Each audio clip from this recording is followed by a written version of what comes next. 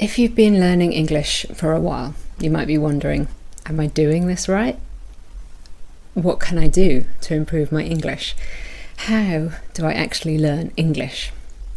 Well, today I've got 8 surprising tips for you to help you improve your English. Tip number 1 is don't study. We have this image that when you study English, you must be at a desk with a computer, with a teacher, with books. It feels very dry and passive. But research and brain research shows that we remember best when we need to use the language, when we have a strong need for the language. So you need to put yourself into situations where you need to use English. So it could be when you're reading, you need to remember lots of words and fit them together in the grammar to make sense of it all. When you're speaking, you need to recall and pronounce those words correctly in order to be understood.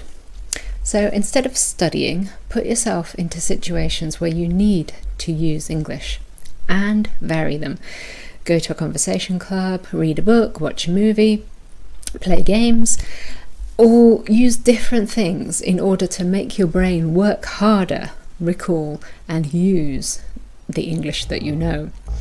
When you want to understand something better, then hit the books and study. Tip number 2, don't immerse yourself. Do you sometimes feel that if you lived in an English-speaking country, you would automatically become much better at English? Unfortunately, it's not true. While you might improve to some extent, when you're living in a foreign country, you might find you're in survival mode. After all, you need to eat and sleep and work, and all of that can be done with basic language. When you're immersed, you might find you panic and your brain goes blank. You're not learning anything anyway. So instead, get more joy into your learning routine.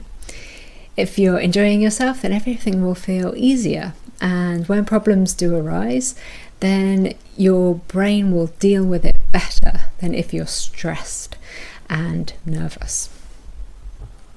Tip number 3, don't have goals. Goals are really hard to get right. They're so hard. We have to have an acronym to remember. SMART, that is specific, measurable, achievable, realistic and time-bound. 5 things you need to get right in order to make your goal great. So it's hard to get the goals right. So instead, I want you to have a vision for your English learning. Your vision could be something huge or something that you just need to do next week.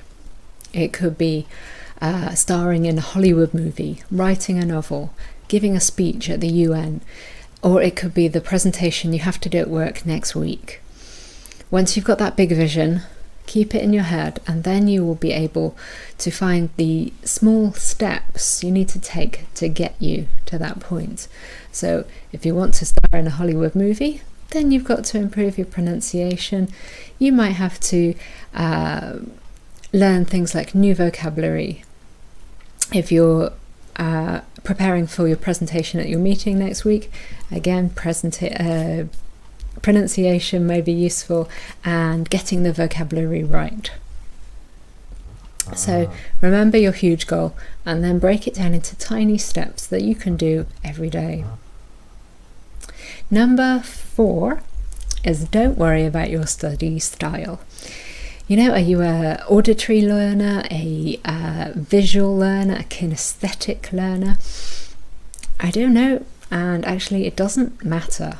It's fake science. Because in different times, in different places, with different topics, you might be any one of these 3 things. So be open to learning it different ways, different styles, using different materials. So if something is not working for you, then change it. Don't feel that you have to use the same thing all the time because that is your learning style. So if you like writing out grammar formulas, filling in conjugation tables, do it. If you want to watch movies, do that. Don't worry about your study style because that is fake science.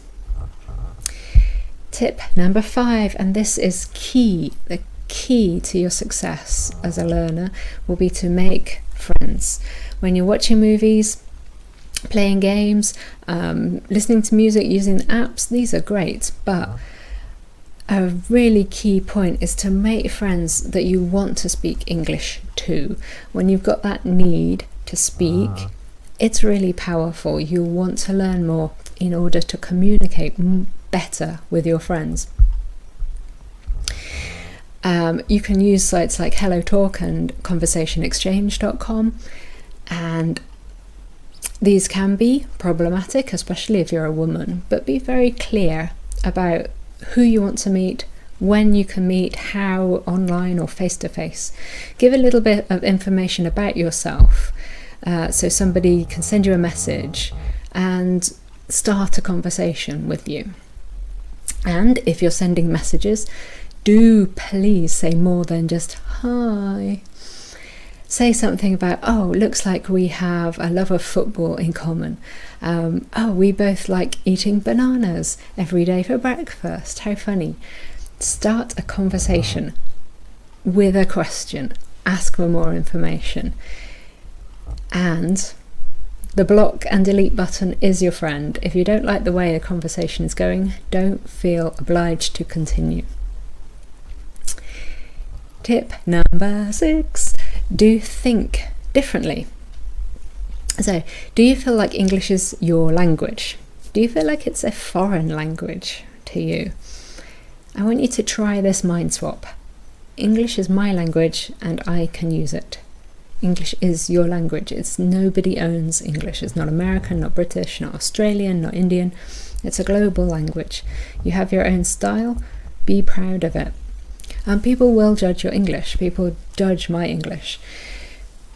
But English is it doesn't need language police. English is a big thing. It won't all collapse if one person makes one mistake one time. We can still understand each other. So acknowledge people will judge you, but that's more about them than about you. When you think about English as yours, it opens up so much and makes it become easier for you to use. Tip number 7, do strive to be better. I like this word strive because it means to make an effort to achieve something or obtain something. And it's something that you must do inside yourself. Not your teachers, not your boss, not your family, but it means a choice that you've made. Do you know the saying, a teacher can open the door, but only the student can walk through? All I can do is give you lessons, I'll give you homework, I can give you advice, but you have to choose to accept or ignore it. And don't forget, English is not like water or air. If you sit in the English classroom every day for 6 years and have English wash over you, it doesn't make any difference. You have to open your brain and start to use English. So you need to make that choice yourself.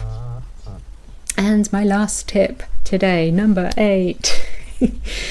If things are not working, change it.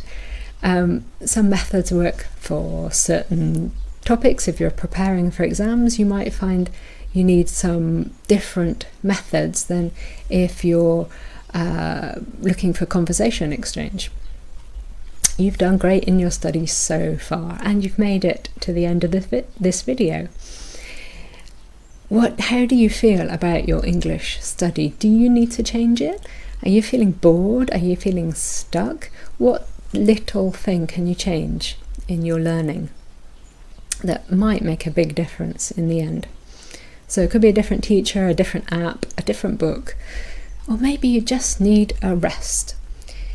Your brain needs rest. So research says that we need to rest our brains and have a break, not just for a couple of hours, but for a day, for a week, maybe a month. Rest, but make a plan to start again. While you're resting, your brain is working, processing, filing all those words. And when you get back to studying, you find actually you're remembering and recalling much easier than before. So go and take a rest. What do you think? Are there any things you want to change about your English study, your mindset, or your habits? Do let me know. Thanks for watching. I'll see you soon.